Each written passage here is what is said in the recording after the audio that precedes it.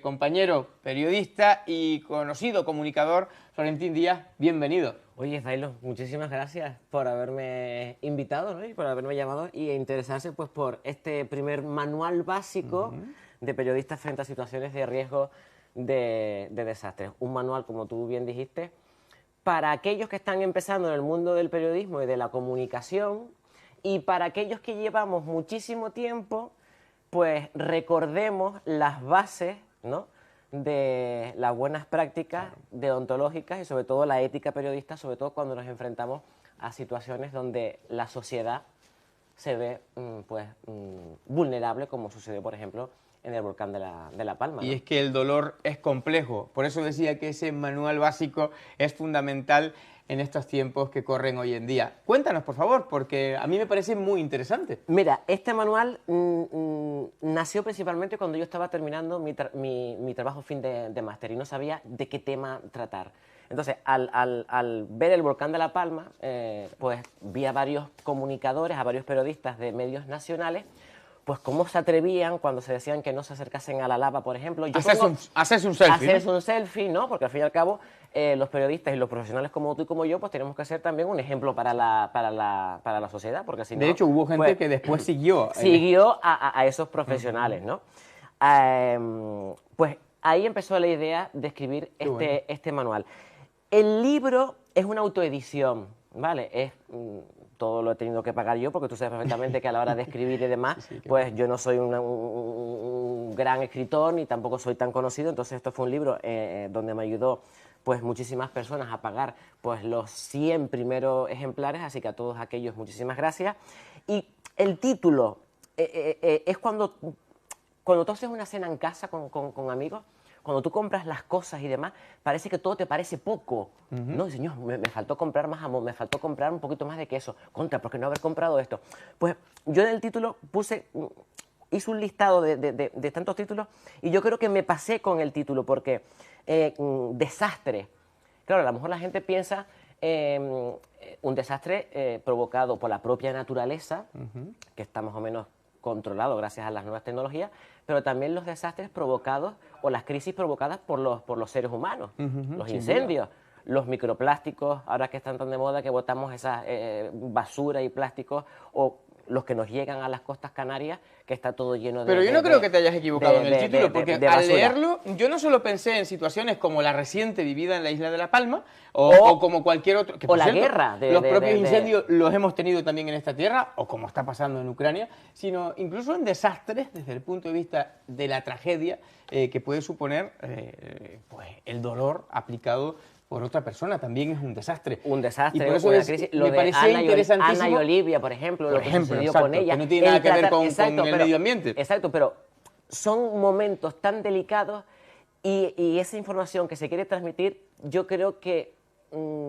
deberíamos pensar en esa familia. Sabemos que las empresas de comunicación pues son empresas y tienen que ganar dinero, claramente. Y yo trabajo en una empresa pues que tiene que ganar dinero también, y tú también trabajas en una empresa que tiene que ganar dinero también. Entonces, ¿cómo se gana dinero? A través de la publicidad. ¿Y quién pone la publicidad? Pues aquellos que los programas que porque tengan audiencia y demás. Por eso muchas veces nos pasamos o nos sobrelimitamos en ese exceso de sensacionalismo a la hora de contar pues una historia o relatar un suceso, y nos pasamos de lo que es... Con un manual básico, y por eso decíamos el código deontológico, que en muchas ocasiones, y perdona que lo diga de esta manera, se pasa por el arco del triunfo. Usted sabe a lo que me refiero, porque desafortunadamente puede ser así. También estaba la otra vertiente, más pedagógica, que llevada a situaciones parecidas a las de La Palma, o como puede ser una riada, una catástrofe vinculada a un terremoto, puede llegar a paralizar al corresponsal, y tener un manual o una guía que nos recomiende cómo poder actuar, a mí me parece loable. Es esencial también, o se puede tener en cuenta desde el punto de vista de personas que hacen más de reporteros en estas situaciones. Exacto, es decir,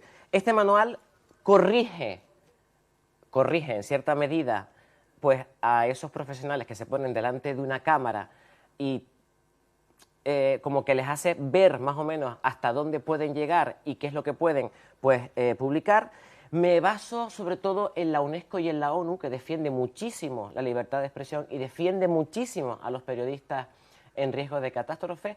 Recuerdo que vivimos en una tierra de volcanes y tengo también el testimonio de Antonio Herrero, que fue el primer canario que estuvo en las tropas de Afganistán, acompañándola, y también a María Rosman, periodista de 3 premios Emmy, que ha estado muchísimos años en Estados Unidos cubriendo tsunamis, cubriendo tornados y sobre todo cubriendo esas cosas que pasan en los colegios, que se les va el baifo a los jóvenes de hoy porque la sociedad está tan convulsa. Y que conocemos desafortunadamente tantas veces en Estados Unidos, ¿verdad? Estados Unidos. Pues entonces eso también es una crisis, eso también es un desastre y tenemos que tener cuidado a la hora de hablar, de informar y que se pueda hacer tranquilamente. No, uno puede hablar, es muy interesante lo que acabas de poner sobre la mesa, de respetando la libertad de expresión, como hace la ONU, evidentemente, pero sin perder de vista ni la ética, ni el código deontológico de la comunicación y, por tanto, de ser un buen profesional. Exacto, que nos da totalmente la libertad de poder comunicarnos y totalmente la libertad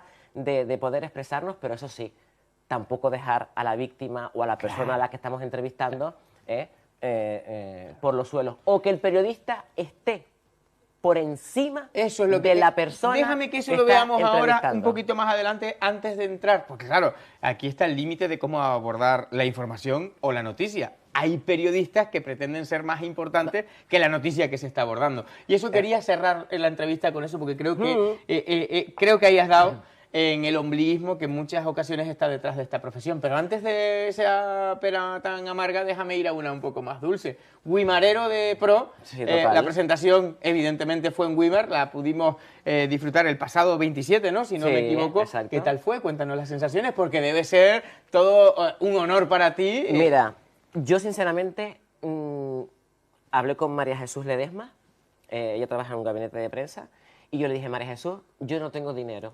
Yo si quieres te hago la convocatoria de prensa, te la escribo, te la mando y tú que tienes contactos con todos los medios de comunicación, gracias. La mueve. Muévemela para que vaya, ¿no? Para que vaya la gente y para que vayan los medios. A mí me sorprendió, la verdad, que pensaba que mi familia iba a ir más. Tan solo de mi familia, que somos un montón, fueron 7 personas. De resto fueron pues compañeros de periodismo, amigos, vecinos que no me esperaban y les doy muchísimo las gracias. Y la verdad que fueron, pues mira, 70 y pico personas que estuvieron conmigo acompañándome pues, y hablando mucho más, ¿no?, de lo que hemos estado hablando aquí, ¿no? Y poniendo también algún que otro vídeo ejemplo de lo que no se debería de hacer, que el público que asistió se dio cuenta de lo que realmente debería de ser nuestro trabajo, ¿no? Qué bueno. Por cierto, perdona, que el 14 de febrero... Ajá, el Día de los Enamorados. El Día de los Enamorados... Tiraste una flecha, a ver. No, que va, estoy buscando pareja, que llevo 8 años solo. No, presento este manual, lo presento en la Facultad de Periodismo para los de primero y segundo año, que yo creo que les vendría bastante bien. Tiraste una flecha vinculada al periodismo, me refería. Sabía yo que se iba para la universidad. Pero bueno, también... Me lo imaginaba, no lo sabía, pero me lo imaginaba. Oye, déjame, antes de entrar en la parte más amarga, hablar de otras componentes que también hay que tener en cuenta en este siglo XXI que denominamos el de la comunicación, el de la capacidad de poder hablar, y cada vez hay mayor soledad y mayor desesperación en muchas personas, ojo, no solo en veteranos, en personas mayores, a los mayores de nuestra tierra, sino en personas incluso adolescentes, que es duro asumir que en este siglo de la comunicación la gente cada vez esté más sola. Lo digo porque a la hora de informar, a la hora de ejercer periodismo, está claro que uno tiene que informar siempre de manera clara, de manera veraz, eso es esencial. Concisa y directa. Objetiva, pero incluso yo quisiera ponerte una componente de la que casi nadie habla, y a mí me gustaría preguntarle a alguien que ha hecho un manual básico. ¿La honestidad no debería estar por delante también? Hombre, por supuesto, eso es uno de los puntos básicos. Lo que pasa es que, claro, como tú bien sabes... Es compleja, la pregunta. Es compleja. La honestidad tiene que estar, sinceramente. Yo soy quien soy. A mí... Eso no quita que una persona ejerciendo su profesión pueda equivocarse. Hombre, pero supuesto, que no por sea supuesto que por sí. no ser honesto. Por no ser honesto. Yo, desde el punto de vista, estoy hablando de mí como profesional, siempre he sido bastante honesto y he tenido muchísimos problemas pues con los compañeros, porque yo tengo la boca muy grande y a mí, sí, tengo la boca y la lengua muy grande y la lengua muy larga, porque a mí lo que no me gusta es el abuso hacia los demás, ni hacia las personas que estoy entrevistando, ni hacia los reportajes que hago, ni hacia mis compañeros y demás. Ni hacia la petición propia que te hayan podido decir, oye, me gustaría que se asumiera esto. Exacto. Porque al final siempre hay varias partes. Sinceramente, a mí, en el medio en el que estoy ahora, que llevo 15 años y he estado en diferentes programas de televisión, en la televisión canaria, como reportero y también como ayudante de producción y como ayudante de todo, porque uno ha empezado haciendo de Yo todo. por eso decía que eras una persona muy conocida en el sector de los medios. Por eso te digo... Yo te conozco de hace muchísimos años. Y bastante bien que está esto, oye, me encanta. Sí, en las instalaciones que inauguramos hace 2 añitos. Sí, me encanta, totalmente. Mira, ese pronto. Ahí está el No Corras que es peor, cerquita. Que te digo que la honestidad es importante. Y te preguntaba por eso, porque son tiempos donde parece que radica aquello de la posverdad. Y tú dirías, ¿y esto es algo que se inventó ahora? No, si esto viene desde la época de Goebbels. Así que imagínate si es importante ser honesto, ¿no? Pero es que también eso viene también de los valores que tú tengas y los valores que has mamado también de pequeño. Si tú y yo nos metemos en la vorágine de los medios de comunicación a nivel local, como estás tú metido, que estás metido en política, porque yo de política me gustaría hablar y me gustaría opinar y podría decir muchísimas cosas, pero no, yo soy más bien en el sector de lo que es la sociedad, el entretenimiento. Entonces, en política pues hay también poca honestidad.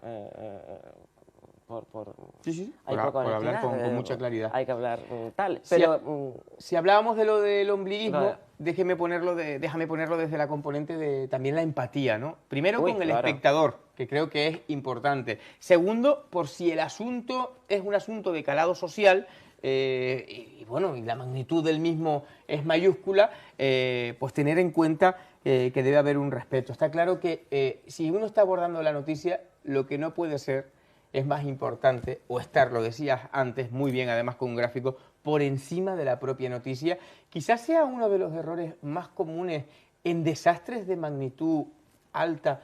Lo digo porque todos tenemos programas tipo Crónicas Marcianas, incluso anteriores, El Pelícano de Pepe Navarro, el tratamiento de las niñas de Alcácer, por poner un ejemplo, en televisión española. Más reciente, la foto de Piqueras, donde a lo mejor Piqueras era más noticia que el propio volcán. Que la propia lava que estaba a 1,5 metros. Lo digo porque esto se suele caracterizar mucho en las teles pequeñitas y no, en grandes figuras del periodismo se cometen estos errores. Totalmente. ¿Ombliguismo? Ombliguismo, empatía, que significa ponerse en el lugar del otro, y cuando tú vas a entrevistar a una persona, tú sabes perfectamente en qué periodismo la inmediatez es importante. Y los periodistas pues somos en ese sentido bastante competitivos, que eso es bueno, la competición es buena. Entonces, cuando uno tiene acceso pues, a una información o acceso a un lugar, a un sitio, pues lo que hace es a veces saltarte ciertas normas o saltarte ciertos estatus, lo que pasó en el volcán de La Palma. Sí, ¿cuántos periodistas se saltaron las medidas de protección? Hay un reportaje en YouTube, que ustedes lo pueden ver, que no voy a decir nombres ninguno, donde estaba cayendo perfectamente la lava, la ceniza, y la pobre reportera lo que estaba diciendo era totalmente absurdeces, tonterías, que ni siquiera cogió una cabra para ayudar a la gente que estaba sacando a los animales de lo que es el establo. Es decir, el periodista también está para auxiliar. Tú en ese momento, la protagonista se viralizaron algunas imágenes, siempre las hemos visto en desastres, que se suelta una cámara al suelo para ayudar. Exacto. La protagonista fuiste tú. No fueron esas personas que estaban sacando sus 20 cabras, que ni siquiera, si yo estoy ahí, yo cojo 2 cabras por los cuernos y primero suelto la cámara y después ya grabo mi reportaje, ¿no? Entonces, aquello del respeto también al espectador, entonces, y tener la empatía, ¿no? De la acción. Ahí está el periodista por encima de lo que es la noticia y lo que son las personas que estaban sufriendo, porque es que ni siquiera se dignó coger una cabra.